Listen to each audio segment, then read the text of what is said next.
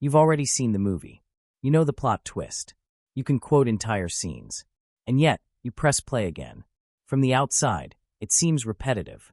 Psychologically, it's anything but random. Liking to watch a movie many times often begins with predictability. The human brain is constantly scanning for uncertainty. New experiences require energy, interpreting outcomes, anticipating threats, processing unfamiliar emotional shifts. When you rewatch a film, uncertainty disappears. You already know what happens. That predictability reduces cognitive load and calms the nervous system.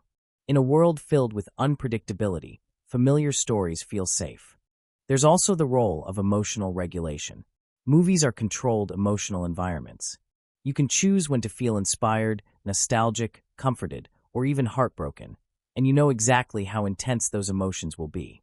Rewatching becomes a form of self-soothing. If you're stressed, you might return to a film that makes you laugh. If you feel lost, you might revisit a story that once gave you hope. The brain begins to associate that movie with a specific emotional outcome. Dopamine plays a subtle role here.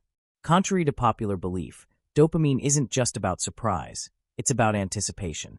When you know a powerful scene is coming, your brain begins releasing dopamine before it happens. The buildup becomes part of the reward.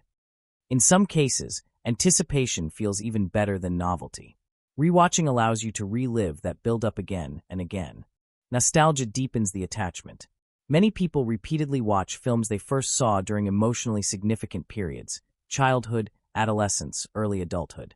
The movie becomes linked to identity. When you replay it, you're not just revisiting the story, you're reconnecting with a former version of yourself. Psychologically, this reinforces continuity.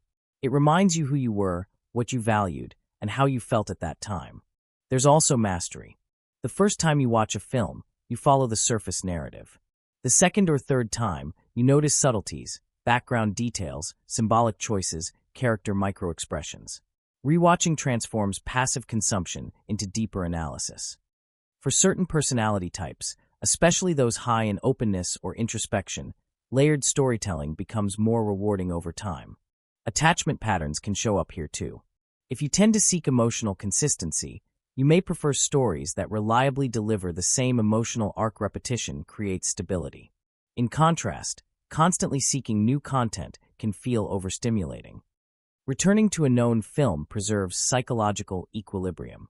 Interestingly, rewatching can also reduce anxiety. Research shows that people under stress often gravitate toward familiar media. Familiarity lowers cortisol levels because the outcome is guaranteed. There are no surprises, no unexpected tension spikes. The brain relaxes into certainty. Liking to watch a movie many times doesn't mean you lack curiosity.